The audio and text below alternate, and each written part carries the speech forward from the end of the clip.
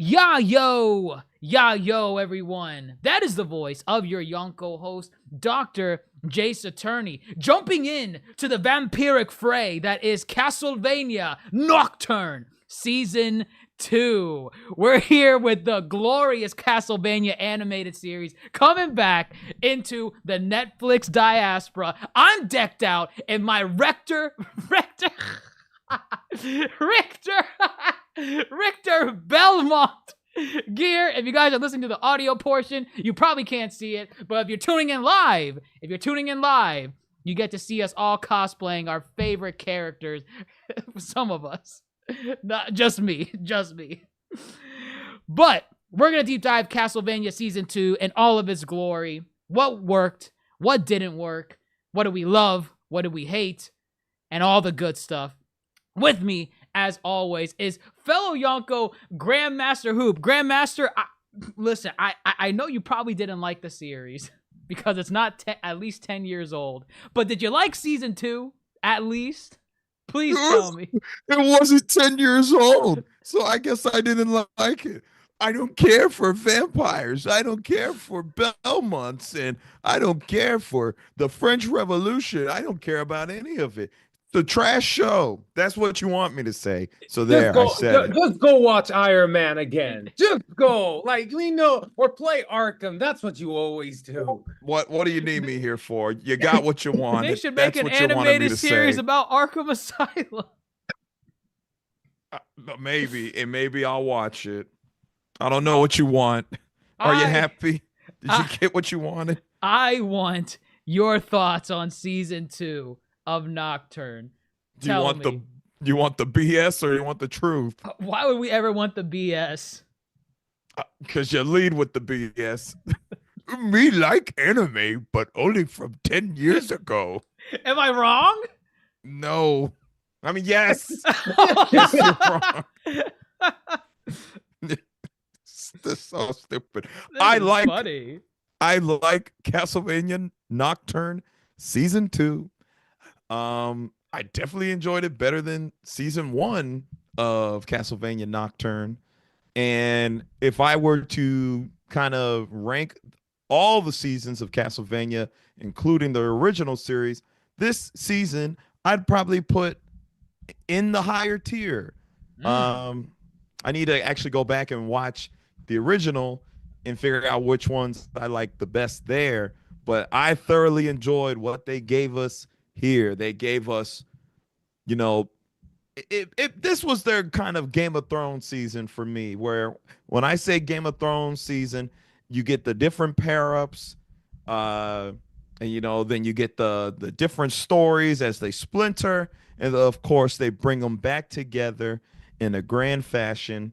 And yeah, the last two episodes, they delivered on a finale. That's what I want out of a finale. But also there's a lot of good stuff in Season 2. World building. We'll get into that. And just character arcs too. I think they take the characters interesting places. I'm a fan of Season 2 of Nocturne. Fair enough. We also have fair enough. Fair enough. No, trust me. I can't wait to hear some of your BS takes with this show. I can't wait for it. It's coming. But we're not alone in this endeavor. Dr. Mondo Supernova. Were you here for Season 1 when we covered it? Yeah, I was here for Season 1 when we covered it. Okay. I think I remember you being there. But Season 2, yay or nay? Yay. Like, I was hooked. I binged it like just almost in one go. It was like animation off the charts, the action, the fight sequences, especially those last two episodes. Those last two episodes are some of the best action animation that I've seen. Like, it was just like nonstop adrenaline, those last two episodes. And it's what you want to see. It's what you want to see. Sometimes, I appreciate a good story, good, like, great characters. I really do, and it goes a long way. But sometimes you just want to see an epic fight, and they definitely delivered on that front in those last two episodes. I think it's better than season 1. I liked season 1 a lot, but season 2 I think was better. I think season 2 definitely delivered on the grandiose elements with Castlevania, like the big, the Belmont underdog going up against the big bad, the big vampire. In Castlevania OG, it was Dracula, or what was the female vampire's name? Carmen? Was it Carmen? I don't remember her name from season 3 and 4. Forgettable. She wasn't forgettable. It's just been years since that series was out. I don't remember any of their names. It was Carmilla. Carmilla, that's what it was. Okay, there we go. Yeah, I mean, for a finale, you want to deliver. I feel like season 1, and I really have to rewatch season 1. Season 1 kind of had just like kind of like the big revelations of what you would want in a finale, but not necessarily like the high octane battle. So season 1, you end with Terra, Maria's mother, getting turned into a vampire. You have Ursula Battery, like, causing the eclipse to happen. And then you have the big reveal with Alucard appearing out of nowhere and killing Drolta. And you're like, whoa, Alucard, whoa, he's here. And then that's it. Season 1 is over. So I feel like it built up to revelations versus a grand finale, like how this season was, season 2. Season 2 definitely delivered on, this is the battle. This is what we've been building up to. And I mean, Jesus Christ, like the budget was clearly dumped into those last 2 episodes. How do you guys feel about like the animation in general and the art style? Because I feel like that's depending on who you ask, that's a segment of Nocturne specifically that people disagree with a little bit compared to the OG series. I was talking about this with Grandmaster before, but I feel like Nocturne took kind of like the Dragon Ball Super Broly approach, where they gave the characters like softer outlines and softer features so that they could animate scenes a lot more fluidly. Yeah, and I think, and again, I think I'm totally fine with that, right? Because, and that's something that you see in a lot of like anime works. I think it's like that blurriness. It's an animation style. It's kind of like to capture more movement. Right. It is. So it's not as rigid, it's more fluid. So you can have these high octane battle scenes. And that's sometimes kind of like even like in OG Naruto, you can see like there's some big battles that, like, let's say if you pause it at a single frame, it looks horrendous. Yeah. It looks horrendous when you pause it at a single frame, but then when you continue the entire frame, you understand why it was made like that. It's to add that degree of fluidity to the battle, to that fighting sequence. So I think it's like they kind of took it. Obviously, now technology is a lot better. They took it to a next level here in Castlevania Nocturne, and the fights were just so smooth. They were just so smooth here. I'm willing to put a stamp on it. I think this is the best Castlevania has ever looked. Like, it's a change in art style. Some people prefer the older one, but to me, if we're getting battles like this, keep this art style. I don't go back to the original. I am perfectly fine with this art style. That's just me. I don't know. Grandmaster, you've been awfully quiet over there, scheming your BS, because I know what's going to come out of your mouth. Just go ahead. Go ahead. Nothing. I agree. I think and this is Powerhouse Animation Studios. They have a pretty solid track record, in my opinion. Blood of Zeus, the Masters of the Universe show. I think their most recent outing outside of Nocturne was the Tomb Raider show. So I think their animation is really good. Specifically, between both Castlevania series, they eat with the action. And also, Blood of Zeus is extraordinary. Blood of Zeus is also very similar in art style and approach to, yes, the action is also pretty up there in that. However, I will say probably of all their projects, they definitely put in the most effort into Castlevania, clear as day. And not even just the finale. There were plenty of good action bits throughout season 2. I will say, I'll play a little devil's advocate. Here we go. As far as the art style goes, one, I think if it's fitting of the setting. You know, this series takes place in France, and maybe, I don't know, I feel the art style very much is kind of reflexive of it. For me, it gives like watercolors. I'm sorry, not watercolors, like water painting, to where it's not so accentuated that we saw in the previous one. And specifically, like in your background, Dr. Jace, I point out like Richter's eyes, how he has just those lines under his eyes, but they're not bold lines. They're just kind of, whatever. I don't know how to describe them. I think I know what you're talking about, because like there are scenes where he looks like jacked like this.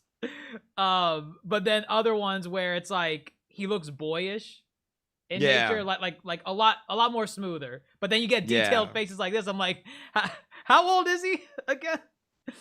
Right. So maybe my biggest thing with Nocturne as a whole, art style wise, is probably the facials. I feel sometimes they throw me off. Maybe it's just actually a Richter thing, but overall, no, the art style does not bother me. I still enjoy the show. It's not a deterrent. It doesn't distract. I'm fine with it. If anybody really has a problem, like, get over it. I don't know. The story suffices. The story gives you enough. The action gives you enough to where the art style does not hinder your engagement. If it does, I feel sorry for you, because this is an artistic choice. I see what they're doing. I'm good with it. I'm fine. Okay. I'm good. Just throw a little bit in there, okay? Just a little bit. Just a little critique. Just a little bit. Trust me. I got some critique coming its way, and it has nothing to do with the art style or animation. But here, right? We start off from the ending of season 1, the setup with Ursabet starting the eclipse. Drolta. Well, no, Drolta was dead at the end of season 1. Yeah, Drolta was. Yeah, she was dead. And episode 1 of season 2 really kind of moves all the chess pieces into place for like what to expect for the rest of the season. We split up. We branch out, we split up, and we have multiple storylines. Like, we were just all together. Now we're going away again. And I kind of liked the dynamics with because of that split, we had dynamics with Juiced and Maria. And I feel like one of the criticisms of Maria that I had in season 1 was that I felt like she didn't have like a character to her. She was just kind of the mage. She was the mage of the group. She had the. But here, I think like here they definitely gave her like some development, and I think it's like, because I agree with you in the sense that she didn't get, if anything, like she was the mate, and to a certain degree, kind of like that protected, spoiled child. The little sister. She's innocent in the grand scheme, yes. In the grand scheme of things, and this is to a certain degree the loss of her innocence, right? She's, I think, seeing the darker, it's like the darker aspects of the world, also a darker aspect of her power in general. Like, she's confronting grief, anger, all this at the same time. See, I thought this was earned though for Maria from season 1. Everything that y'all are saying here, it's by the season finale of season 1, her father's the Forge Master, and he's a bastard. He's a clergyman, and he's just bringing in all these dead bodies, making monsters. He's very Judge Frollo. Yeah. So there's that, and then Terra turns into a vampire, and there goes the innocence. And actually, Maria's journey, I thought, was probably one of the highlights of season 2. Oh yeah. She had the most interesting, because like Dr. Mondo was saying, it's that loss of innocence, and you're wondering the entire time, how much of it has she lost? Or is she going to regain any of it back? Because she hates the Abbot. God, she hates the Abbot. She partially, I wouldn't say hate, but like she's putting some of the blame also on Richter as well, for having Ursa. You didn't save my mother. You saved me. Last I checked, I was the only one awake during that whole part. I don't know, just a thought, just a thought. But yeah, like, you know, there's an interesting character dynamic with Maria throughout this entire sequence, and it's kind of balanced out with Juiced, trying to make her come to terms with that understanding. Like, listen, yeah, I get it. Your mom's a vampire. Your dad is a forge master. Your cousin, question mark, are Richter and Maria cousins? They're adoptive family, whatever. Adoptive family, sure. They're very, very loosely related. You're blaming your adoptive family on, you know, the circumstances that you're in right now. But yeah, I feel like this part of the season with her character was probably the most interesting. Just seeing her descent. And even where it ultimately ends up, because without jumping too far ahead, I mean, and we'll talk about it at the end, but, you know, there's a big question mark over, like, oh, is she all there? Is she okay? She still has that, like, revenge burning in her, to some extent. So I like that. I like that there's complexity to it. It's not just all gone.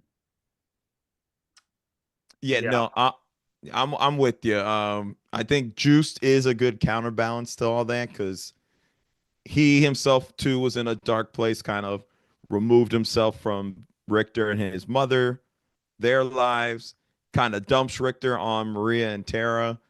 And then also too his own battle with, you know, I don't know, coming to terms with magic. But also just it's a triangle, because, you know, him and Terra were friends, and now it's on site. At least it was for a hot moment. You know, get away from her, Maria. She's a vampire. And not only that, I think it's like, to a certain degree, it's like Maria, you know, she loses her mother, like, figuratively.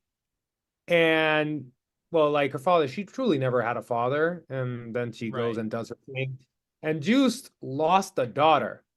And it's like, it's thrust upon Juiced. It's like, well, now you got to take care of her, man. It's like, do one good thing, Juice. You got to do one good thing. You got to do one good thing. It's like kind of like that guilt of not being there for his daughter, for Richter's mother. And now it's like you kind of have this opportunity of redemption, right? It's like it came out of nowhere. And it's funny because he like at certain points he says like, I think it's to Mizra or someone, he says it's like, never have kids. It's like all that kind of stuff. But the way he cares for Maria, it's like a father would. You know, he's really trying to tell her, it's like, don't do this. You know, it's like, this is a huge mistake what you're going to do. And even when she commits that mistake, he just goes and supports her like a father would. He really doesn't, he doesn't feel disappointed in her or anything. It's just like he sees her hurting and he just goes and comforts her and supports her. There's not an ounce of judgment from Juiced. Right. Yeah. No, Juiced is the grandfather that stepped up.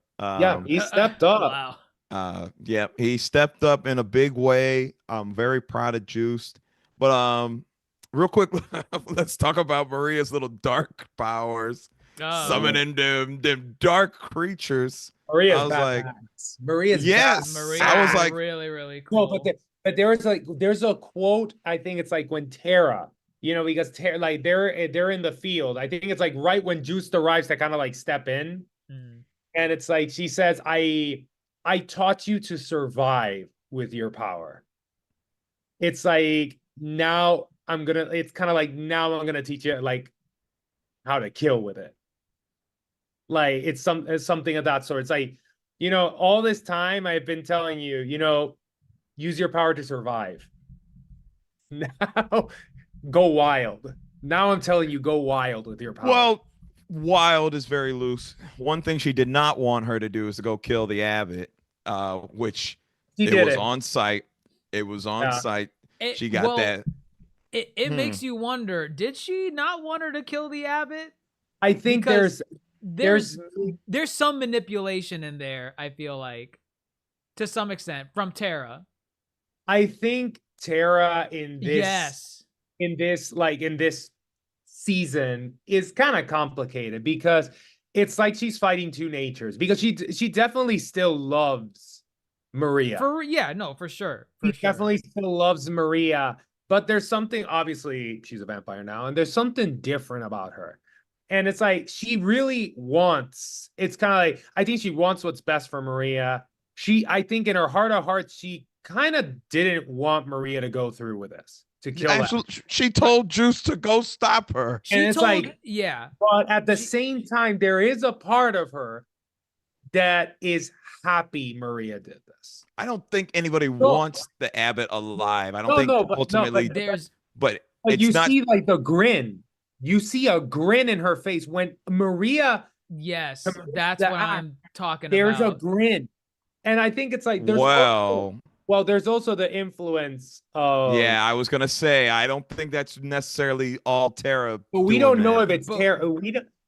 We don't know if it's Terra or not, right? Because that demon Mephistopheles. Like, is that who it is? Yeah, Mephistopheles. Yeah. Did you watch the show?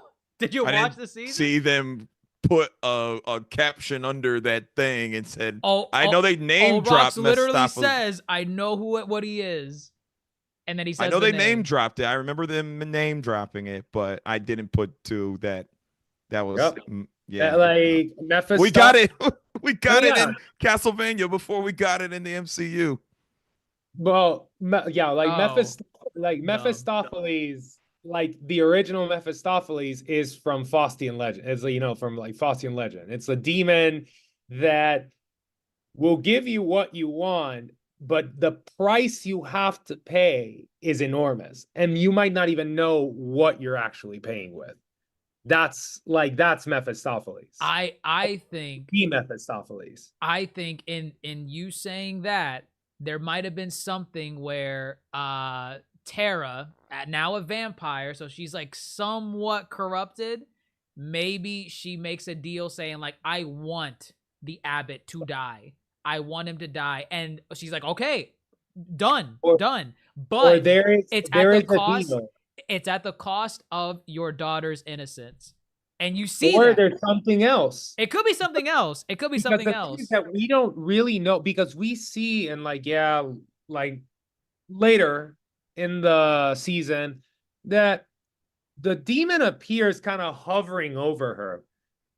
So I think it's like what I'm trying to say is like, I don't even know if what Maria did was part of whatever deal the demon made with her, or even if the demon influenced at that particular point. Listen, I'm not worried about this demon. No, because face value, she summoned that black dragon. Couldn't control it. Maria committed the act. Did you like her squiggly eyes? Her squiggly eyes. That's the art style bit that I'm talking about. I like that. Eyes. I like that. It's very artistic. Oh, you don't like it? You don't like it? I didn't say I didn't like it. I didn't say I didn't like it, but that is the noticeable thing that I know some people are probably pointing out to what they do not like. They can sit down. They can sit the hell down. Absolutely not. Like a dungeon dragon. Ew. We're past turtles and jaguars. God. Gross. The part like the squiggly eyes or whatever, that reminded me of good animation Blue Lock. When they go into the float. God. Good animation Blue Lock season 1 and maybe and the finale of season 2. Terrible. The finale. Good animation Blue Lock. Now, here's my next question, because we keep mentioning her, and I don't know how I feel about her in this season. Terra. Mm-hmm. I feel like the way things ended in season 1, they kind of lend itself to make a very interesting story for season 2, where you had someone that was on your side fighting the vampires, and now they are turned to the other side, And now the big question is going into season 2, how are these character interactions going to be like? How are the fights going to be like? Is Richter going to be able to fight her? Is Maria going to fight her? And I feel like they didn't do anything with Maria in this season. And I know the excuse is going to be, wait, Terra? Well, you mean Terra? Oh, I'm sorry. Yeah, Terra. Sorry. Terra. Yeah, I feel like Terra didn't have anything to do in this season outside of obviously guiding Maria, but the interesting dynamic that they could have used her in throughout this season, I feel like was underutilized. She does not interact with Richter once in this season. So I think that's a problem. I get what you're saying. I think Terra, her character, I think the purpose that it serves in this season, right? It's because Terra became a vampire, not even because she wanted to, but because out of necessity and a sacrifice, right? It's like she gave up her humanity for her daughter. And I think it's like what it's trying to wrestle. And I think it's like this is a question that's commonly like asked in this season a little bit. It's like, the vampires, the soul, it's like, do they even feel like these emotions, right? It's like they're not human. And I think it's her wrestling against that nature. Like Terra, it's like she's still Maria's mother, but she's afraid of herself. She doesn't want to hurt Maria, but she loves Maria and she knows that. But she doesn't know if what she's feeling is real because she doesn't, quote unquote, have a soul. So there's a lot of internal back and forth there. And I think it's going like this internal back and forth is like weakness. This is just like a breeding ground for doubt, a breeding ground for some other force to come in and manipulate. And I think that's where season 3, if it gets greenlit, I don't know if they greenlit it already, is likely gonna go, because that's like we see it at the end. The like Mephistopheles is hovering over her, and I think it's like that's Terra is that vampire who doesn't want to be a vampire. She's the vampire that doesn't want to be a vampire. She's the vampire that wants to be with her human daughter but just can't. She could. But like she could, but it's like, again, you're a vampire. You have these instincts to drink blood, right? Oh, like there are a lot of different things coming in that make her doubt if she's even, if it's even safe for her to be with Maria, and for Maria's sake, not even for her. I think Terra's journey very much is that of, let me say this first of all. Terra, of all the characters, gets kind of sidelined. Oh yeah. After the Abbot dies, she kind of goes away. And I get it, 30-minute episodes, 8 episodes, I get it. But it does, there is the whole conversation about love is what redeems the vampire, which is a through line from the original series as well, because that's Dracula's whole thing. Exactly. And I think it's like, I'm not saying that it was well done. I'm not saying that. I think it's like, what I'm saying is that I can understand like certain things that they did and why they did them. And I think it's like what you're saying about the love that redeems a vampire. Yes, that is a common theme. But at the same time, love can also be a source that you can use to manipulate someone. And I think I'm not saying otherwise. I'm just saying I know you're not saying that. Line. But I think if and when, and really hopefully, that season 3 gets greenlit, Terra's definitely is and should play a much larger role in that season. Oh yeah, for sure. Wherever they go after this, Terra definitely has to make. She's likely going to be the main antagonist. I don't know about. I definitely see her being a significant chess piece. On whatever season 3 looks like. I don't know if I want her as a main antagonist. I don't see her as like a main. She will be a very powerful pawn in the game. For sure. Like she'll definitely, like, I don't mind the setup and like what her lesson was in this season. I just wish they did a little bit more with it, because for me it kind of rubs the wrong way that I don't understand how she doesn't interact with Richter once this entire season. That's the sideline. That's the sideline effect. Right. That's the sideline thing. And you can still keep the storyline that she has here, where it's like, the love for her child and grappling with her humanity.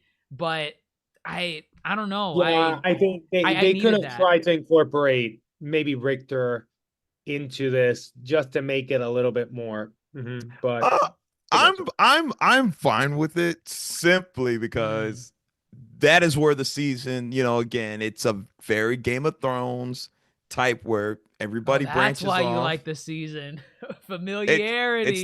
It's not familiarity. This reminds me of Game of Thrones. It's not familiarity. It's just like you wanted this interaction, and you're probably not going to get it until the next season. That's intentional. That is very much intentional. There is closure that has not been given with Richter and Terra, so that will come later. But I can buy that. The immediate thing that we needed was given. Terra and Maria. We got their interaction. As Dr. Mondo said, we got those vampiric instincts that hinder whether or not she can actually be a part of Maria's life. And then, of course, she more or less set Maria on this path, this dark path, that was obviously, what's the word? When she killed her father, that was kind of oh shit. I just gotta say, I clapped when she killed him.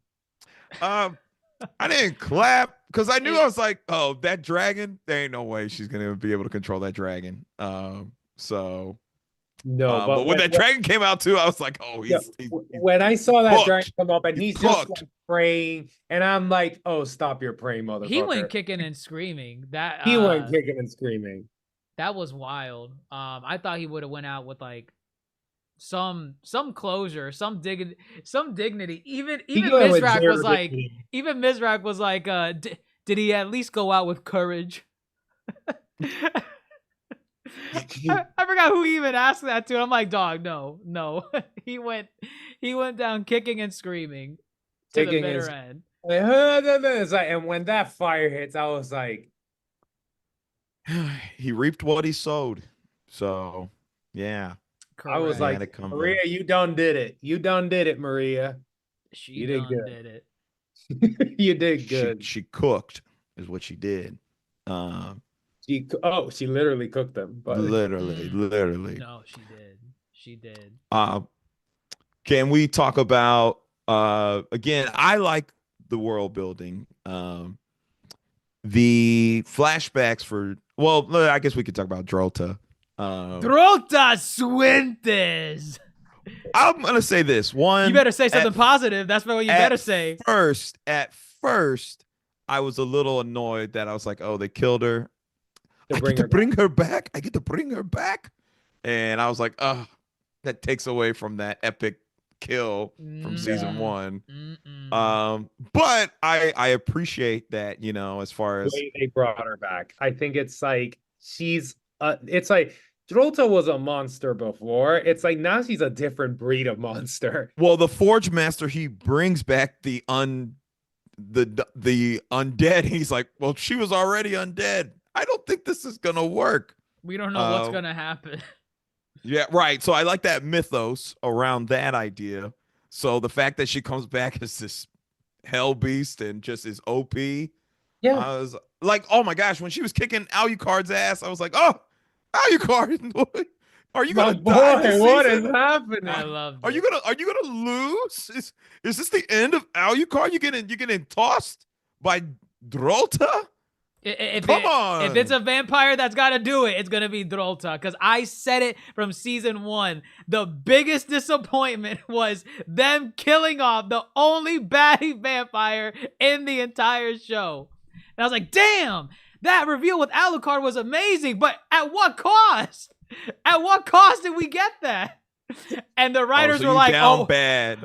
Listen, everyone, the writers even realized, we fucked up big time.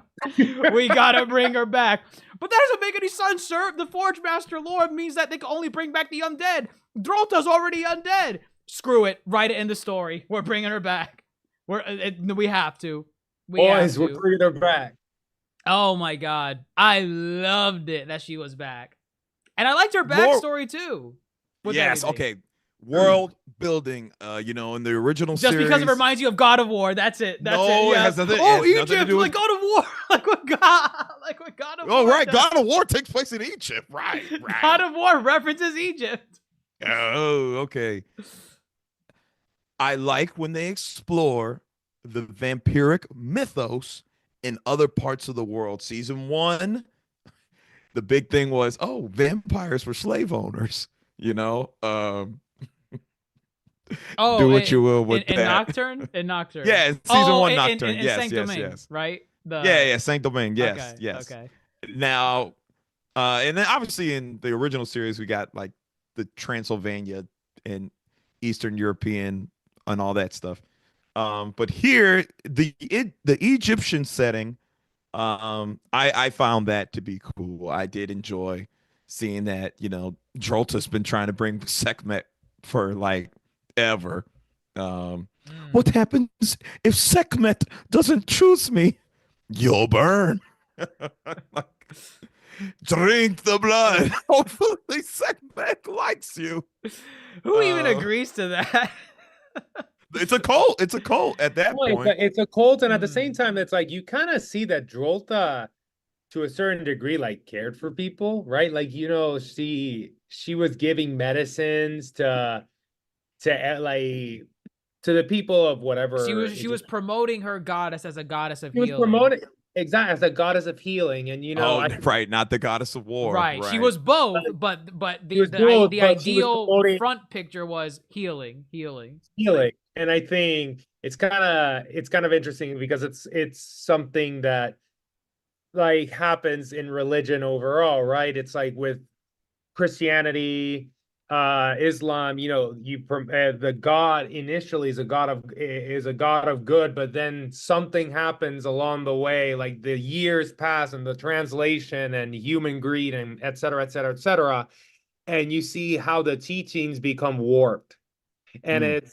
And that's kind of like what you see with what Drolta does with this goddess Sekhmet, right?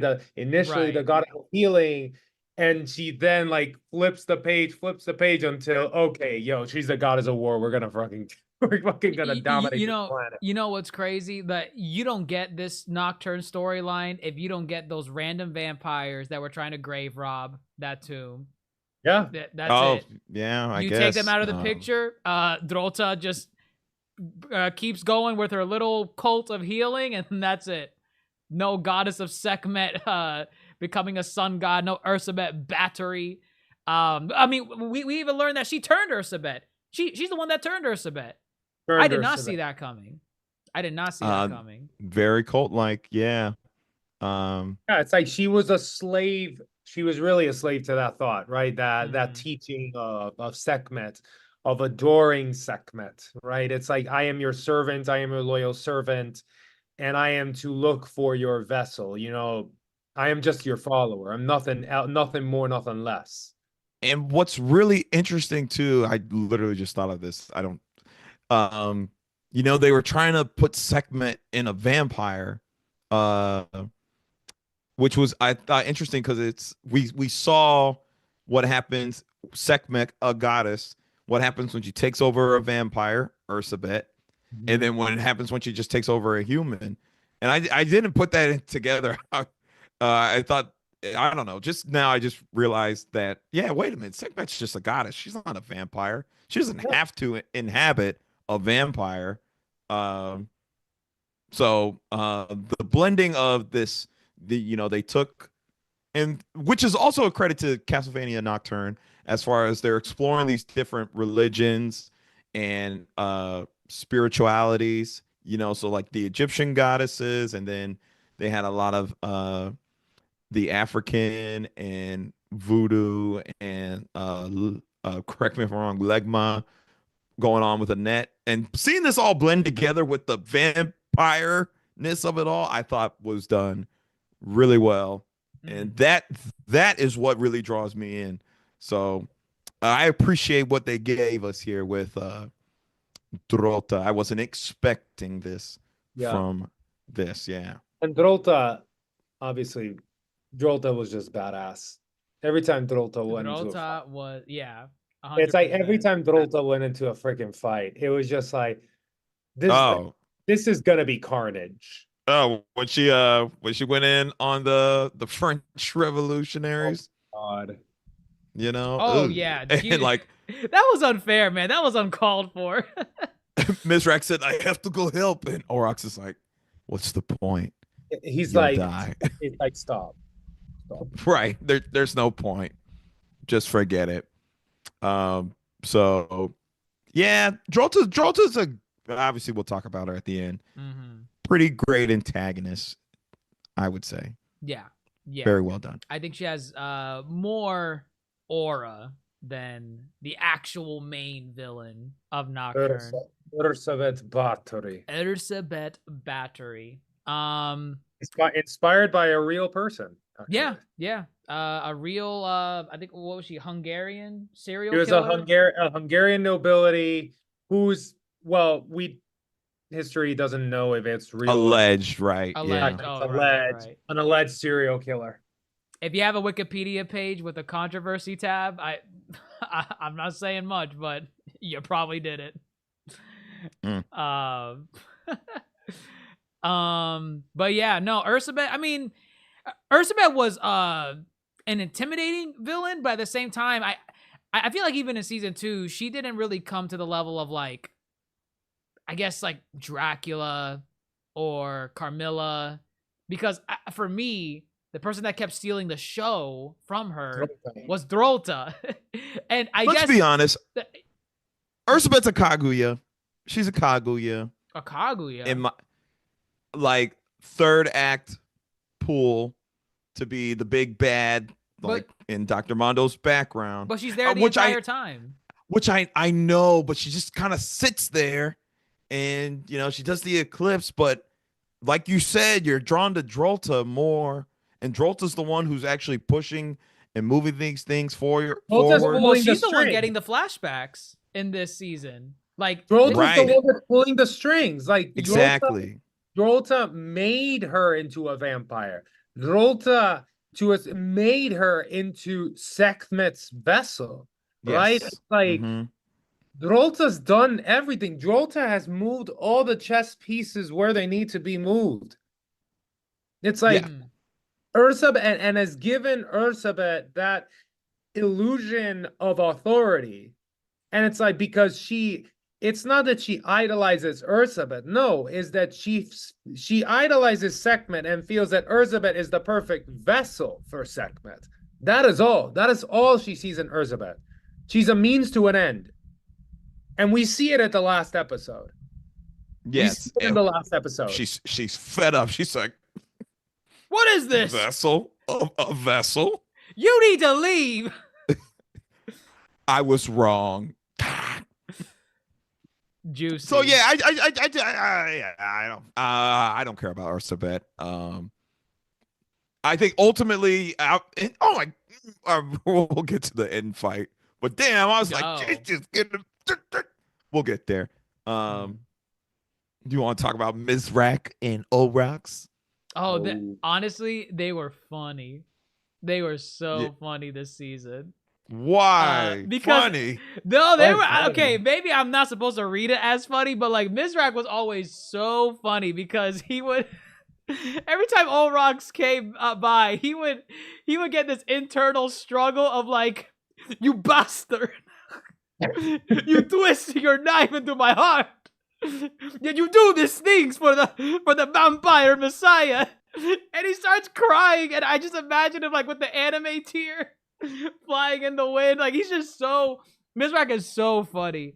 He is so funny because I think every time Olrox came over, he would start crying. He would start just bawling and then running away. He loves him and he hates what he does. I can't help it. I can't help it. It wasn't bad. I just thought it was funny. Funny. Mizra's one to talk to. He was helping the Abbot all throughout season 1. So, you know, his journey was good too. This redemptive arc, like, what I was doing was not in the name of Christ. I need to repent, protect the little girl. But you are my muse. You. Go ahead, talk like Olrox now. I don't know what you want me to tell you. I'm just here for some ass and some blood, and you got pints of it, Mizrak. So I got to keep you alive. Meanwhile, she branded me on my forehead. Right. The Europeans brought over not only disease, but they also brought over vampires. So I know what it's like. Lore building. That's my whole rock. Bastardo.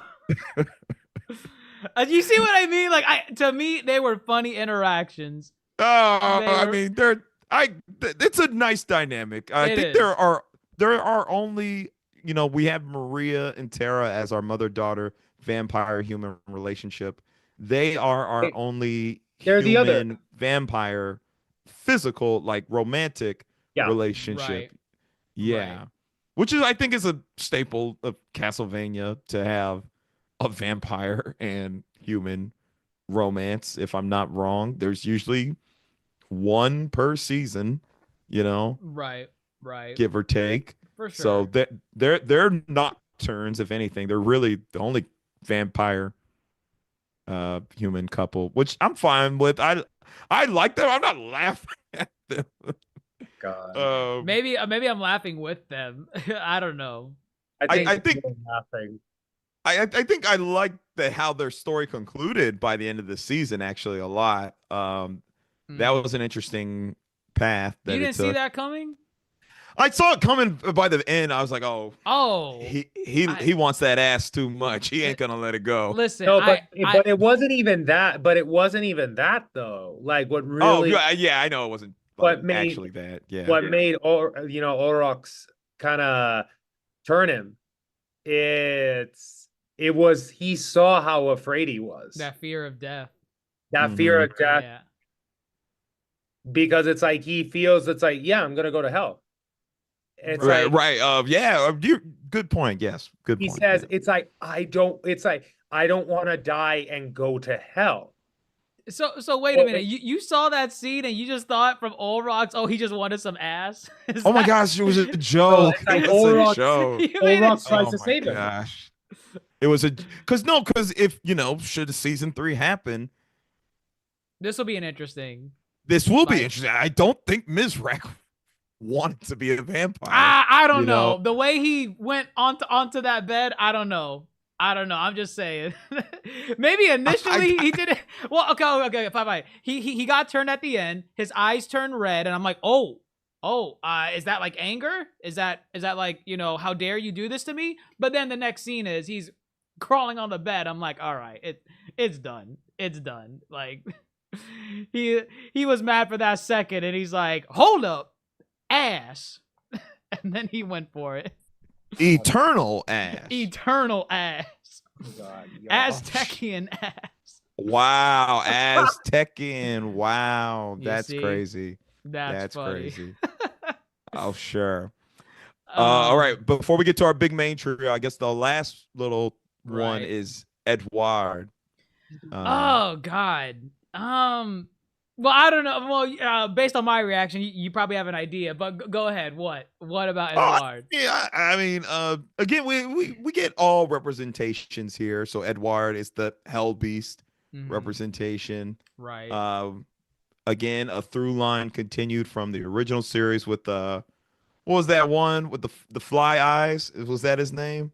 Fly eyes. Who befriended Hector.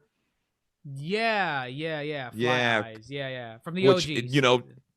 Which show that, they have souls and they maintain who they were before. Right. And ultimately, I guess, they're able to really choose a path because Edward was not helping. What's her name at the very end? Who? Ursabet. And all that. Right. Because his hands were covering his eyes. He couldn't see before. Now he can see. Right, right. Um, I mean, probably one of the weaker parts of Nocturne. I feel they just had to throw in Edward here and there, which was a bigger thing in season one. I think kind of like similar to Terra.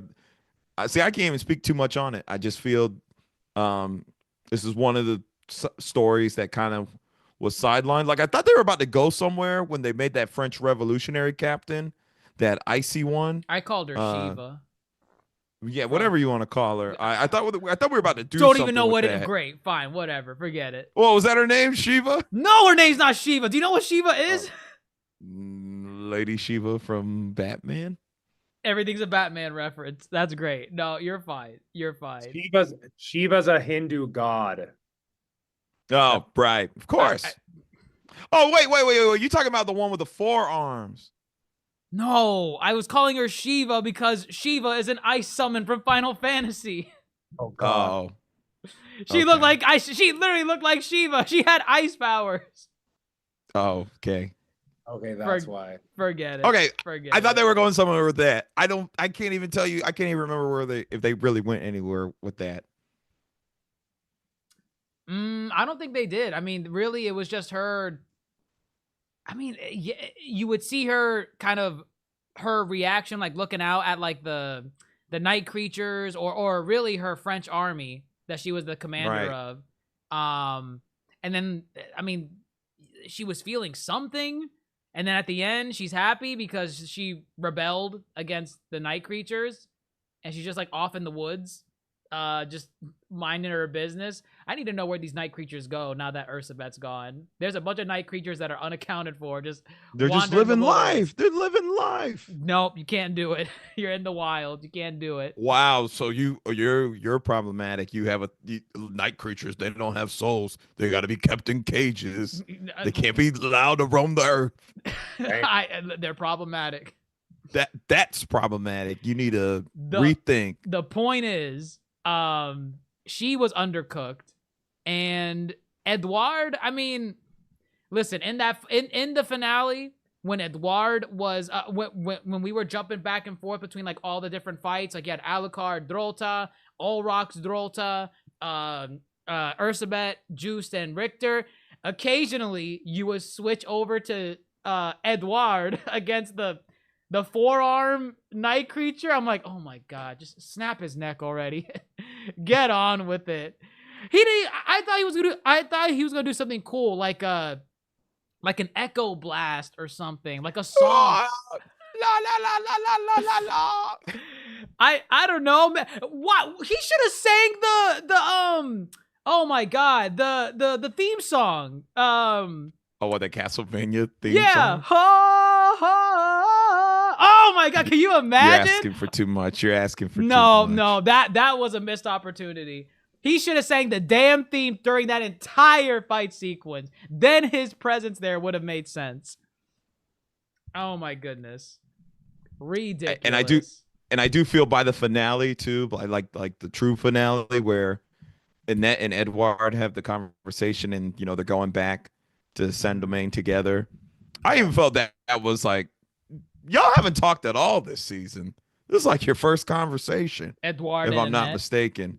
Yeah. This is what I'm talking about with conversations. I feel like there are interactions that are missed here in the season. Like Terra and Richter, Edward and Annette, even though it was at the very end, but I'm like, you should have had more in this like before then. So I don't know. Weaker element of season 2. A weaker element of season 2. Yeah, yes. For sure.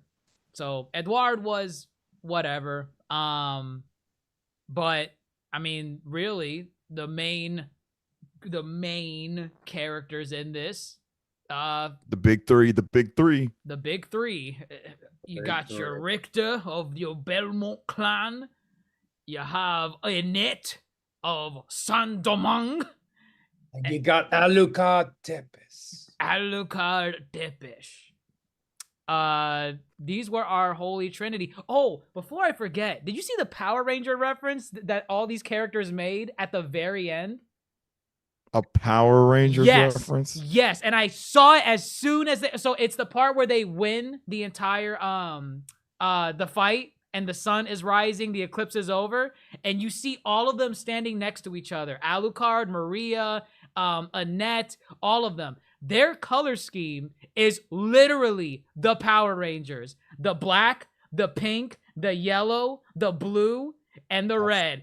It's all there. It's all there. No. Go back and watch it. Go back and watch it. I know. Go back and watch it. Richter's blue, Juice is red, Maria is pink, Annette is yellow, and Alucard is black. I get it. That is literally Power Rangers. I don't think they're actually going for Power Rangers. I think they're going for a wide spread of the color spectrum. I think that's what they're doing. You need to stop. You need to stop. Because then you got Olrox is purple and Olrox is not silver. standing. You're not listening. You're not listening to the scene. I know. Yeah. I know. You're talking about the shot. I know. It's However, the shot. I am now saying just all these characters are representative of different colors on the color spectrum. And they slam. I don't think they're going for Power Rangers. They 100% in the shot, not in design. I know the shot. Not in design. I know the shot. You're not listening. Yes, I am listening. I understand. I want the Power Ranger heads to come speak on it. That's what I want. They're already in the chat. I see. They're already in the chat. Who's the White Ranger? Who's the White Ranger? I mean, Mizrak, I guess, is closest with the silver. Oh, there you go. You see? There you go. I guess. What? It works. Fine. Anyways. Sure. Your Holy Trinity. I love seeing Alucard here. I love seeing that he had a history during the 300 years between OG Castlevania and here where he's seen the world. He's traveled the world. Japan, India, Egypt, everything. And it's not one thing I was afraid of in him doing that was he just isolates himself from the Belmont clan. I'm like, dude, don't do that. Don't be one of those like rogue vagabonds that's like, well, I'm just gonna be MIA for centuries from the clan that was like my best friend and never return again until like the last final hour and save their life. And be like, yeah, remember me? I'm Uncle Alucard. I'm your best friend. Uncle Alucard. Uncle Alucard. But he wasn't. He wasn't like that. He apparently he just like skipped some generations of Belmonts. There were some Belmonts that he was actually like still hanging around with. Juice remembers him. He only saw him Juice met him once or twice as a kid. Yeah. Mm-hmm. So I thought he said the last time he saw him was 14, is what he said. No, and I do think that's cool. One, Alucard allows the story to take an ambiguous route with him as far as what was he doing in that time. We learned where he went, we learned he fell in love, and we learned he fell off with the Belmonts for a time. Also that he was hunting for Sekhmet, right. So I find that to be a compelling part of the story, just because you could go back and tell that story. You could go back and show an Alucard, or just maybe even an episode that kind of spans the time gaps of him spending time with the Belmonts, and then obviously going off on his own adventure. Because at the end of the original, didn't they started that town together, right? Where Trevor and Sypha, their kid grew up in, if I'm not mistaken. I'm pretty sure that's what happened. And Alucard said, yeah, I'll be here to watch over your kid. So yeah, I'm pretty sure that's what happened. So it's an interesting kind of point to see him now come in out of his own convenience, not necessarily to, recompense for the absent years in the Belmont clan, because, I'm sure Alucard could have prevented Richter's mother from dying. Oh yeah, 100%. Yeah. Well, right. I don't know. Question mark. He's just not there. He's just not Period. there. Maybe he could have, maybe not defeated Olrox, but like, he's not there. Hell, he's not there. Funny enough, he knew Olrox. He knew Olrox by name. Did you catch that? I did catch that. I thought that was super interesting. Like, because he never interacted with him before. in the show, and then he's like, "Oh, Right. Olrox, it's you." I'm like, where have you been? Where have you been? Give me an Alucard spinoff. Give me an Alucard spinoff. 300 years is a long ass time. I just think there's a lot of story you could do there. Oh yeah, like Alucard, you can do a lot with him. Right. For sure. I mean, also there's that lingering thread that Dracula and what's her name were revived. So, right at the end, right? Yeah, at the end, yeah. But they were like dimension hopping or something, right? Or no, they made it back to Earth. okay.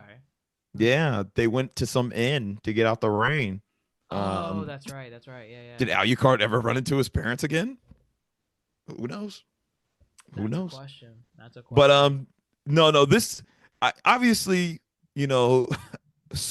wisely they kept it a trio to give off the Sypha, Trevor, Alucard dynamic. So now it's this is our up to date Alucard and a Belmont plus the Belmont love interest. I would like to call her more of a. I was gonna say Sypha is the mage and Annette is a earthbender, and that's how everything's a reference. The magical one. Else. The magical one. Everything's a reference. Dumb. So this is a fun dynamic. This is a fun dynamic because Alucard's over it. Clearly, he don't want none of Richter's shit. Okay, Richter's a punk to him. Yeah, which is funny. What were you doing? Showing off? And then Annette is, trying to play middleman, but it's hard for her because she has this, this building crush on Richter, and she wants to support him, but she's like, "That's Alucard. If he says it, it must be right." Richter, maybe you ought to listen. He was learning. He was learning along the way. He didn't know. He did not know. But I mean, Richter he taught Alucard some. He's like, obviously they begin to open up to one another. Alucard says he's been in love multiple times. Alucard's like, "Oh, you should tell her. You should tell before it's too late. You never know." Mm-hmm. I don't know.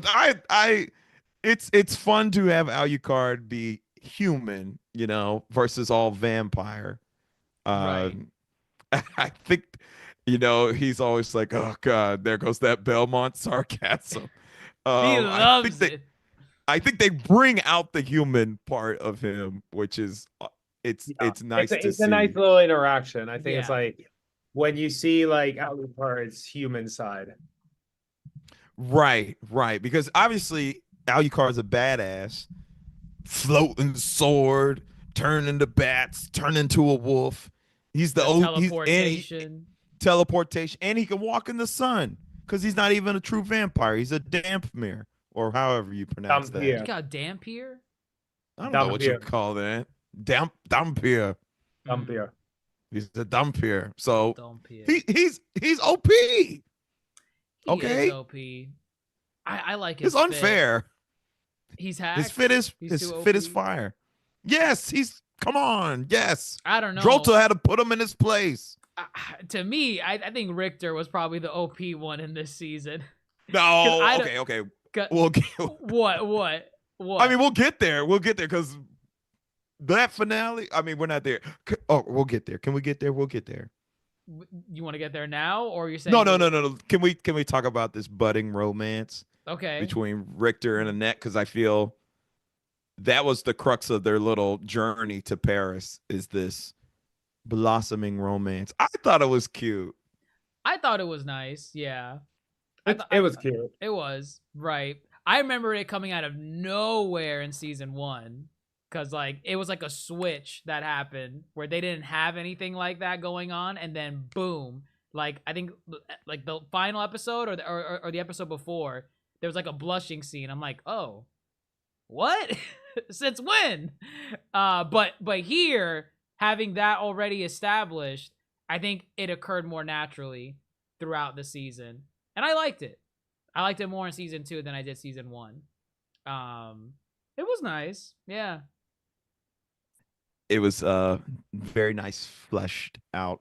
And obviously we'll get to the finale, but I guess their own personal journeys too. Annette being haunted by the spirits of her people and whatnot, trying to egg her on to be, hey, you're the one who's gonna have to get Sekhmet. Um, it's gonna have to be you that steps up, which I also enjoyed that too. I really like Annette as a character. Um, just namely because again, I this is what I'm talking about. I like how they, you know, yes, Annette was not black in the original. She was not. Nope. They give her this, background being from Saint Domingue, grew up a slave and has voodoo and African deities, Ogun assisting her and whatnot. And I think this stuff is so cool. Like he's an earth god and she's now basically an earthbender. And then, yeah, I don't know. Her moveset's cool. Yeah. She's a badass too. I think they did a good job with Annette.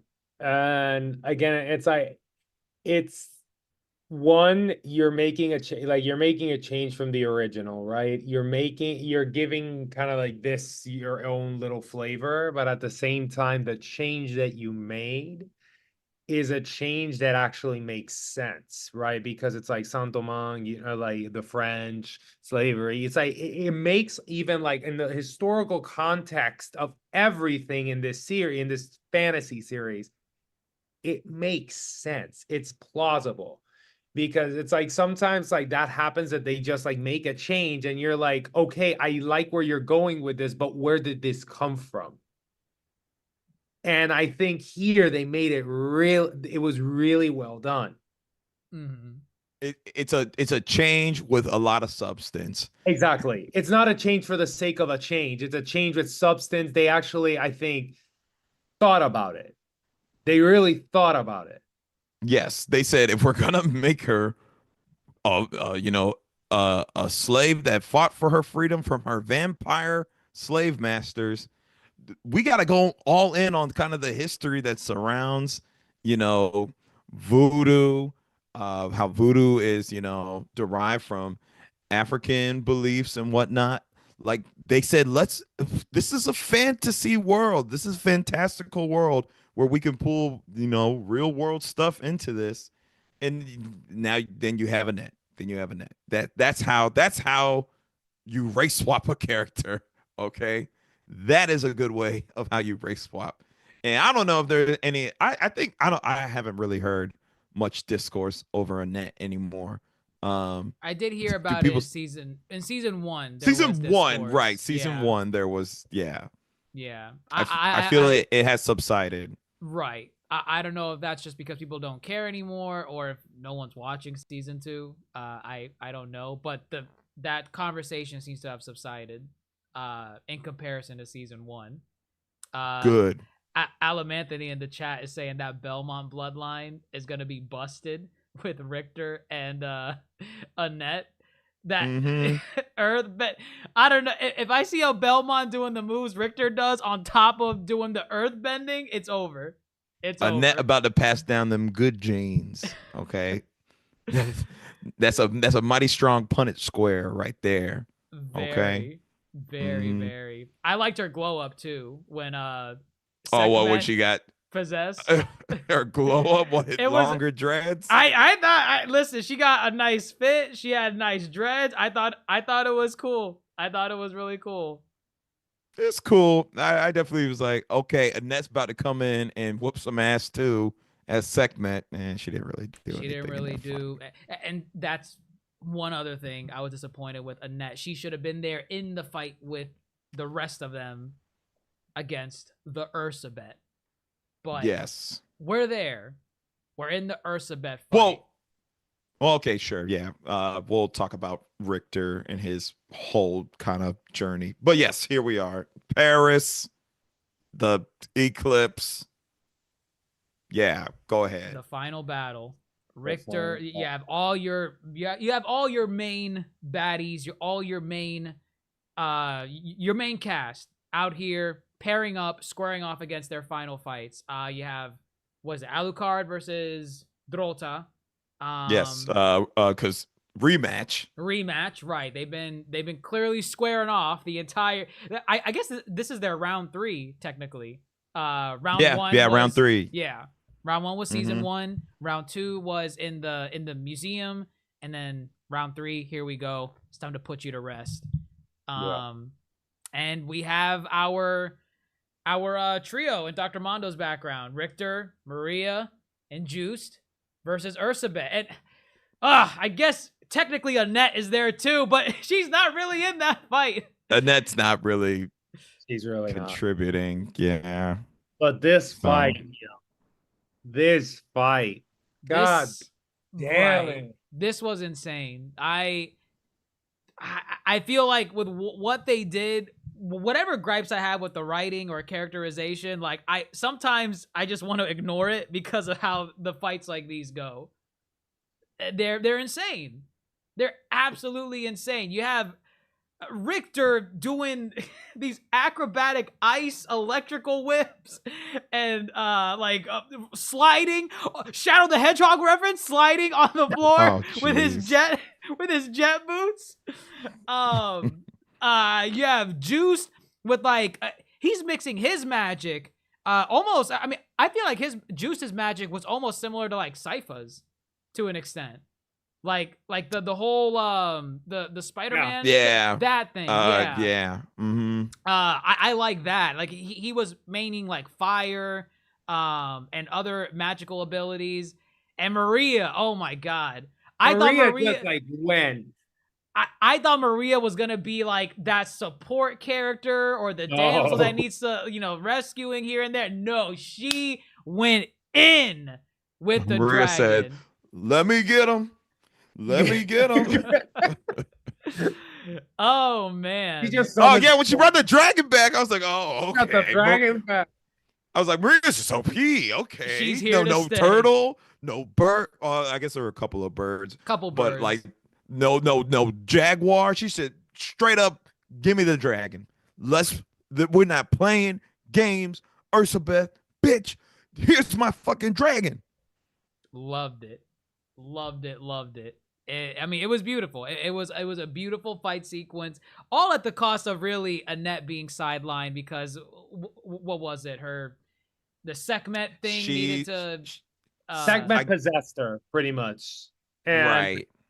And Sekhmet had her own fight with that whatever beast was in that world. So it's kind of okay, like Annette took Sekhmet's place in that world, fighting that beast. Right. Exactly. Because what a moment to have all your protagonists, just pound on Ursabet. And then Annette is not there for it, which, that did irk me. That really did. Because not even Sekhmet, Sekhmet. See what I did there? No. Sekhmet. Don't like it. Oh, sorry. Annette. Amet. Sure, whatever. She didn't even really get to pound on Ursabet. So it wasn't even like she possessed her and said, you need to come back in my soul. We need to be 3 together. Come back now. No, it was more like, you need to come back. I need you back with me. If you don't come back, the world is going to end. In this vessel, she is too weak. I can't be in her too much longer. You need to come back now. That was actually pretty good. Thank you. But it's boring for her character. No, I agree. I would have liked Annette to just go wild. Time out. Fight too. Someone just called it mid in the chat. Toasty. Do you see? That's I know toasty. it's toasty. I wanted it. Sit Dr. your Mondo ass down. I wanted him to see. And of course he comes in when we're talking about Annette. Of course, I know how he feels about I Annette. forgot how he felt about Annette. Oh, I remember that. Because the voice actress is not from anywhere in the Caribbean, if I'm not mistaken. Is that why he hated her? I remember he had a problem with the accent. He did. Yeah. Oh, that's right. He hated people forcing accents. That's what it was. Toki's funny. Oh my god. But yeah, no, it's yeah, her getting sidelined, I wasn't a fan of. Yeah, I don't know. But Richter. Oh, Richter went like Richter just going like with the flames, that like electricity. He was just like fire style, lightning style, ice style jutsu. Come on, I'm gonna go wild here. And then at the end, like with Drolta, just like Alucard gives him his sword, and it's like, oh my god, the Sword of Hope. The sword. Oh, wait, is that what you call it? Is that what it is? I don't know if that's what it's called, but I call it the Sword of Hope because it looks like the Sword of Hope that future Trunks uses in Dragon Ball Super. Oh my jeez. When he does the spirit sword. That was literally a Super Saiyan Trunks Mecha Frieza. That was beautiful. Well, it really was. Well, it works on so many levels. One, because Drolta, the big bad. Drolta for me is like the Sasuke. She said, "Hey, you suck. I'll take it from here. I was wrong to trust in you. I'm the big bad." Whoops Alucard again. And again, here I am thinking he's about to die. So you get Alucard, tosses Richter the sword. Richter! You know? Oh, I love it. Richter powers it up, and on top of that, too, who comes in for the assist? Who gives Richter an assist? Olrox. Yep. Beautiful. Kind of a full circle moment. And it's like, I will kill you, but not today. Not today. Yep. I don't like that he smiled at that either. Oh, it's fine. No, he killed It's that Belmont smugness. Terrible. Like, come on. Kill you, Olrox. But no, just honestly, I could probably go watch episode 7 again because that thing was just nonstop. Like, I was like, damn, it's been 20 straight minutes of this. That was not the beginning of the episode or only the end. That was 20 it was an entire minutes. episode. Yeah, at least 20 straight minutes of just straight hands.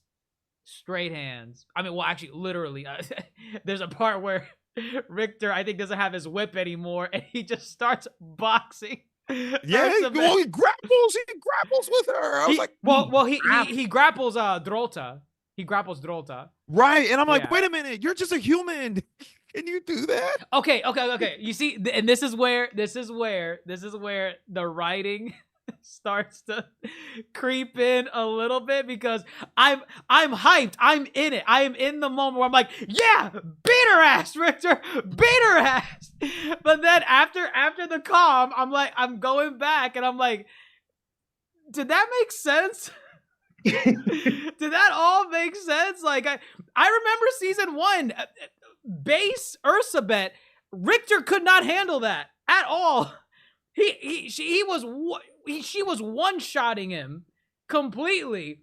And then you have scenes where he's grappling Drolta, like right there. Mind you, he did have the ice gauntlets, I guess, but I don't know if that's a buff on him or not, but I don't know. It begs the question, because I'm like, if she just goes like this, I'm sure his arms would snap off. Yeah, they would. And I don't know if it's a nerf, like a nerf from maybe the Sekhmet, because Sekhmet like drained Drolta of like the souls in that scene, and then she reverts back to base Sekhmet. Is that what happened? Or base Drolta. Because when she absorbs the Sekhmet souls, she kind of evolves a little bit. Right. Yes. And then I think I thought there's a scene where like Sekhmet like grabs her arm. She's like, okay, and oh my god, the whole thing where Richter had to keep cooling her down. Yes, with the yes, ice. yes. And I thought she was out of commission because she kept getting too hot. And then all of a sudden, then she just up. appears. She You're appears. right. I'm like, wait, I thought you were down. Like, what is this? What's going on? But yes, once she does that, she reverts back to her Sekhmet, her Drolta form. That's where Richter's grappling her. Yeah, he headbutts her too and cracks like her skull.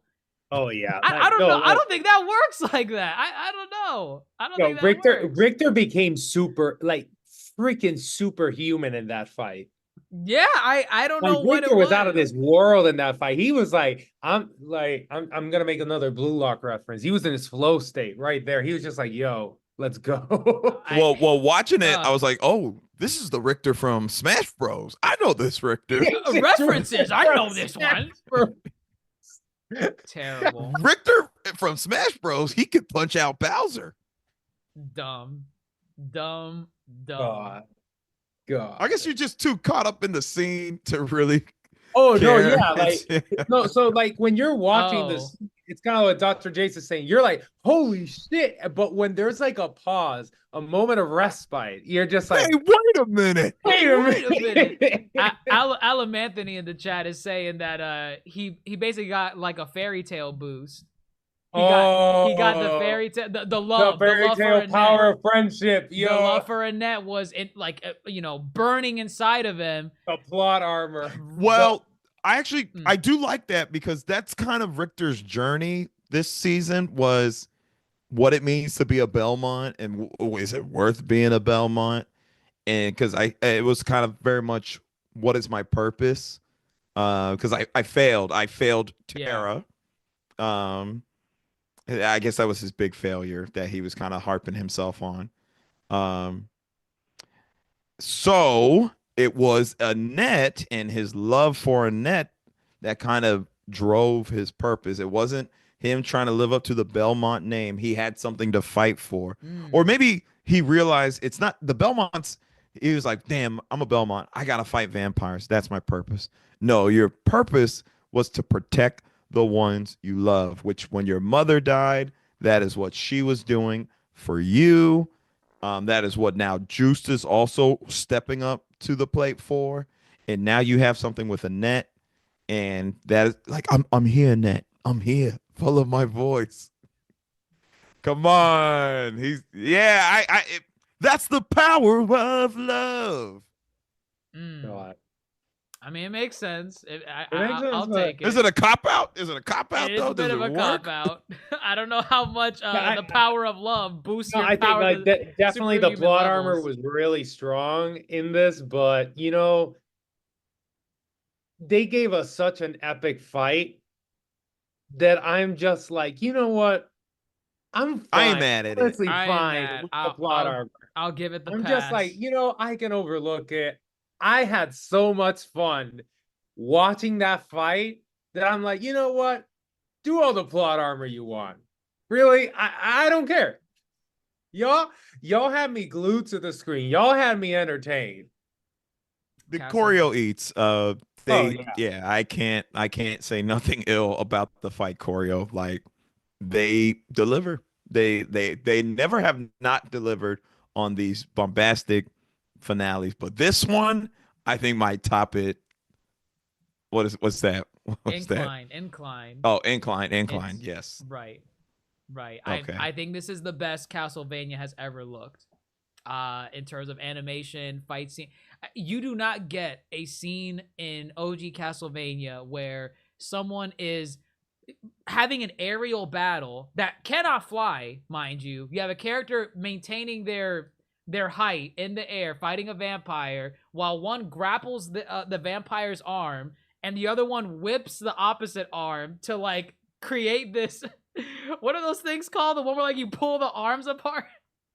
I don't remember those torture machines from back then. Yeah, they ripped her arm off, Ursa beds, and it was a crazy ass way to do it too. And I'm like, wow, that is so creative. Like, how do you storyboard that? That is amazing. I love that. Yeah.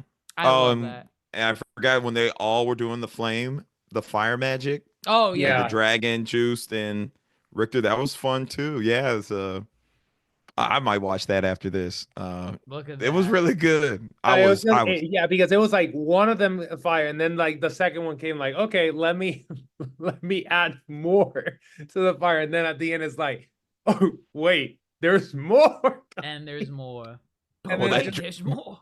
Maria was like, "Step back, I have a dragon." Oh my God, Maria's the Daenerys. Wow. Everything's a reference. I like the show because I don't like Power Rangers, but that's a Game of Thrones reference. Oh my God. I don't think it's a direct Game of Thrones reference. She's just short, blonde, riding a dragon. Game of Thrones. It works. Dracarys. What literally is what she did. Yes. Oh my goodness. Yeah, final battles were amazing. The day is saved yet again. And I mean, we're kind of left with just, the wrap up. The who? The wrap up. The wrap up. Yeah. Where do we leave these characters? You have Edouard, boring Edouard, tagging along with Annette and Richter, going back to Saint-Domingue, yeah. To fight the revolution over there. That'll be interesting. And you have about to rewrite history. They're about to rewrite history. I don't know how much Richter's going to help in that fight. But we'll see. We'll see what happens. And then hold up, they kissed. I guess, sure, fine, whatever. We already said that they locked in already. We already said that. Right. It was a nice stop talking. Stop talking. Richter, stop talking. You're terrible. I've kissed a girl before, back in my school days. He's trying to act cool. It was cute. Don't act cool. Just take it. Take it. That's a queen. Black queens forever. Snow bunnies never. Oh, no. Get your Dr. Umar. Black queens forever. Snow bunnies never. Look at Richter. He ain't ever going to leave now. Once you go black. Finish it. No, I don't need to. I don't need to. Once you go black. Oh, man. But Alan Anthony said Edward started singing after hearing them smash. He said, "Get it, sis. Get it, sis." Oh my goodness. Man. I'm like, I mean, Annette tried to be optimistic with Edouard because he's like, what if they don't like me over there? It's like, yeah, they'll love you. They'll love you. I'm like, no, they will not. I'm sorry. He's ugly. I mean, this is 1700s we're talking about. No, they are. It ain't gonna be a cakewalk. It is not. I mean, I guess try opening by singing from the get-go. Maybe you'll win some hearts. I doubt it. Yeah, maybe show him off like one by one. Be like, all right, one person at a time. Shake his hand. God forbid you do it to a mob of people. Hi, let's get him. That is not the accent they have over there. I gave them European accent and saved them. Oh, that's funny. That is, oi, let's get him. But yeah, I mean, besides that, you have Alucard deciding to stay finally with Maria and Juiced. Yeah. Interesting pairing. Interesting as well. pairing. And I think Alucard in the games, anyone in the chat can correct me if I'm wrong. Maria is a love interest of Alucard. Oh, I didn't know that. Is that and correct me if I'm wrong. She need to grow up some. Better. I mean, at least they've like loosely like adapted the characters to like not fit necessarily like how they all are in the games necessarily. So they could probably evolve her a little bit to be that character or not be that character, age her up and all that stuff. We could get a little time jump. I mean, them traveling to Sun Domain, and I imagine they will all reunite. That takes a couple of months, so could get a Right. time jump here and I think there. it's like they kind of hint a little bit of like something in this season between them two, because it's like there is a certain similarity between them. It's like, because like Alucard killed his father, Maria did too. And like, Oh, they Ooh, could bond over that. and no, but that's the yeah. thing. Like, she talks to Alucard at one point. Oh, It's yeah, they did have a how conversation. did it Yeah. feel to kind of like kill your father? Yeah, they did. That could be like a So trauma bond type of thing. it's kind of like, well, at least like they might try to build it in as a trauma bond here. Yeah. But I think, yeah, like I'm looking it up just to be sure that I'm not like spewing some BS, but it seems that they are, I think there is like, yeah, Maria is one of Alucard's love interests, like in the game. Mm. All right, just let her grow up, son. What's I don't know, how old is Alucard? What's 700 years to a He's not 16-year-old? 700. Jesus. How old is he? It's like 300. Okay. Over What's 300. 300 to a 16-year-old? Oh my God. Yes. Please age up Maria.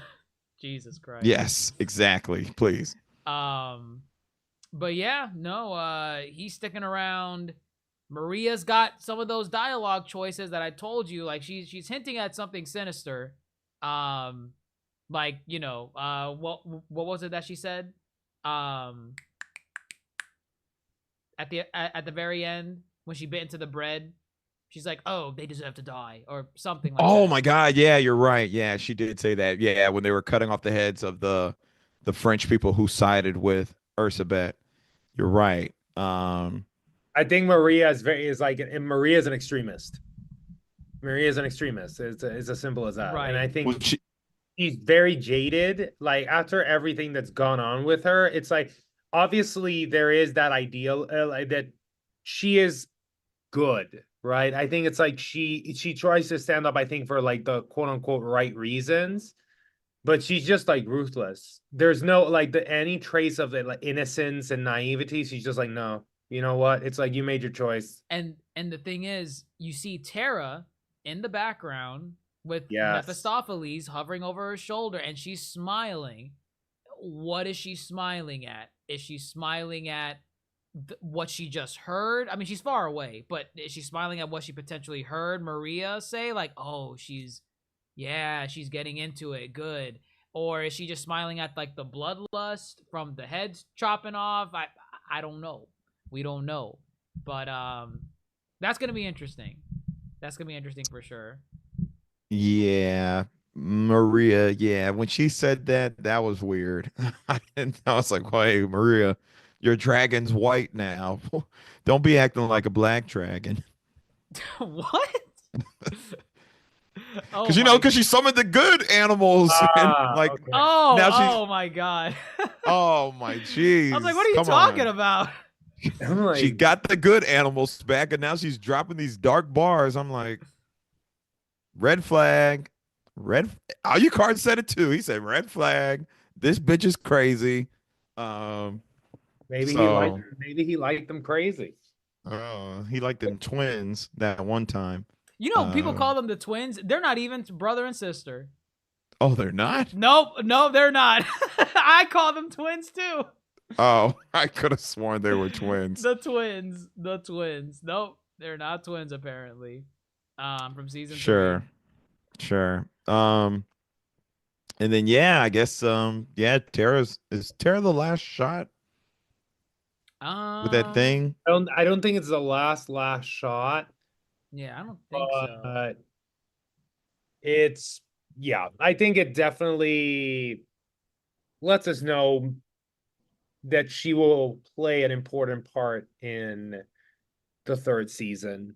For sure. I really hope they greenlight this, right? Because it was going to depend on viewership.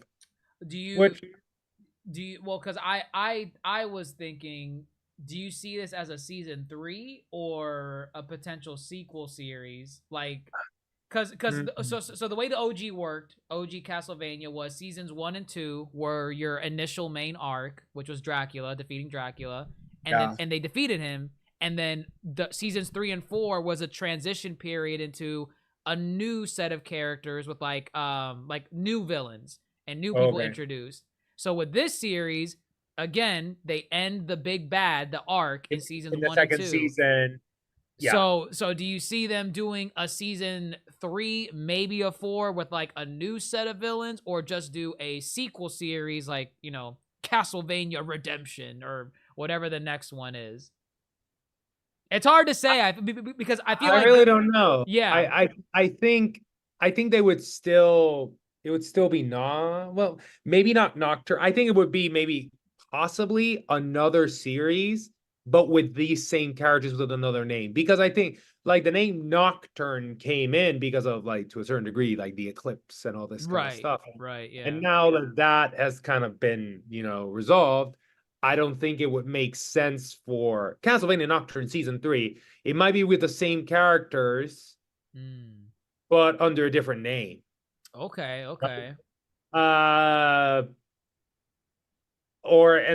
Because we could have, I think it's like if they were to make like a third season or like another series, right, with these same characters, it would likely be like 18 months from now, which is kind of what like the wait between seasons was. Right. So, but I hope they definitely continue to expand, because they left it with a cliffhanger. There's still things that need to be done. For sure. There's definitely still a story to be told. Alam Anthony in the chat saying seasons 1 and 2 were Rondo of Blood. 3 and 4 could be Symphony of the Night. Symphony of the Night. Yeah, that's an Alucard story, and I want more Alucard. I feel like the way they transitioned Richter and Annette kind of made it seem like, hey, their story is done. They're going to Saint Domingue, but it's like, you know, whatever. They're gonna have fun over there. But because Richter, it looked like Richter left his gear behind. I didn't see him carrying a bag onto that ship. It looked like he was just going in bare bones. So, he ain't leaving that whip behind at least. I didn't see him carry it. I don't know. But it seems like the interesting, like, active element in if they continue the series is with Maria, Juiced. Yeah, I think it's like the next season is gonna be more focused on Alucard, Juiced, and Maria. Yeah, I think that's an interesting dynamic. Because that is, I think, where, you know, the meat of the story is. Because sure, you can make like a spin-off of Annette and Richter and Saint-Domingue, right? But I think definitely it's not as interesting. I feel it's not as interesting as what's gonna go down in Europe, right? Yeah, for sure. So I think the next season is definitely or sequel series, whatever, is gonna focus more on Alucard, Maria, and Juiced. I'm pretty sure Nocturne will wrap up with at least 2 more seasons, because I know they split it up into seasons, but really, if I'm pretty sure production wise, season 1 and 2 were a straight production, and then they just split it into 2 seasons. I'm pretty sure, because that's the original one. Season 1 and 2. Season 1 is 4 episodes. Right. And season 2 is 8. That's just a production just split in half. Well, not even half. A weird 60-40 thing. So I'm pretty sure, well, whatever they do, there'll at least be 1 more season to wrap up. There's no way they're leaving it on that thread. So at least 1, and there will be something that brings them all back together. I don't think it would focus on any one group. They're gonna have something that ties them back together. Richter, but again, Annette, come back. I mean, here I am reading up the plot. Here I am reading the plot of Symphony of the Night. I'm like, they could do something with this. Given what we said about certain threads from the original series as well. Mm-hmm. So they got plenty of room to explore and do whatever. And clearly they can take the mythos and lore and craft and integrate their own pockets of wisdom to make an engaging story. So I trust them at this point. Dietz, I think that's their names. Dietz. The Deep Brothers. Clive Bradley, creator and writer, and then the Dietz that I know their names are directing a bunch of them. Sam Adam Dietz. But Clive Bradley gets majority of the writing credit. So I trust them. Yeah, they haven't done me wrong. Okay, yeah, that's how I feel. That's how Castlevania. We'll see. I mean, we clearly want more Castlevania. Where's the goddamn castle? We don't need it anymore. We moved on. We're done. Whatever. Done. But yeah, I mean, I think that about covers it with Castlevania Nocturne Season 2. I mean, overall, I definitely enjoyed it a lot more than Season 1. In comparison to the OG series, I feel like I just gotta watch Seasons 1 through 4 again to get a grip on it. I just blindly thinking about it, I don't want to say it's better as a whole package than Seasons 1 and 2 and 4. Season 3, I was not a fan of, for different reasons. But I don't know. I would have to go back and watch it. But I can say it is better than Season 1 of Nocturne. It is 100% better. Oh, and then animation-wise, it clears everything with Castlevania. Everything that came before it. 100%. Any final thoughts on Nocturne Season 2? I think it was extraordinary. I really enjoyed. I enjoy the character, and sure, it's not perfect. There are some things, right, that we've discussed here, but overall, I enjoy the characters. The animation is out of this world. The fight sequences are out of this world, and the world in itself, the lore, the mythos, whatever you want to call it, is extraordinary. So, I would really give this show a 9 out of 10. Like at least this season. I give this season a 9 out of 10. Wow. Interesting. I mean, if we're ranking, I'd probably give it a 9 too as well. Wow. And obviously we talked about the things that kind of didn't more or less work. So that's fine. But yeah, no, I like world building. I appreciate a lore with a mythos that is thoroughly explored. And I think Castlevania delivers that. And of course, the characters are enjoyable, the dynamics, and then the fight choreo is just top tier. I have like very little notes on Castlevania. Shoo, maybe I should play the games. No, don't overextend yourself. No, don't do it. You're fine. You still have to finish Horizon Forbidden. I gotta finish Astrobot. And you also need to play Elden Ring. Oh, that's not happening. That there was your answer. We'll see. Well, but yeah, Nocturne, good stuff. Gets the thumbs up. Let's end the poll in the chat that we have going on here. 18 votes. I asked, which Castlevania Nocturne character was your favorite? There's no love for Drolta. 0% for Drolta.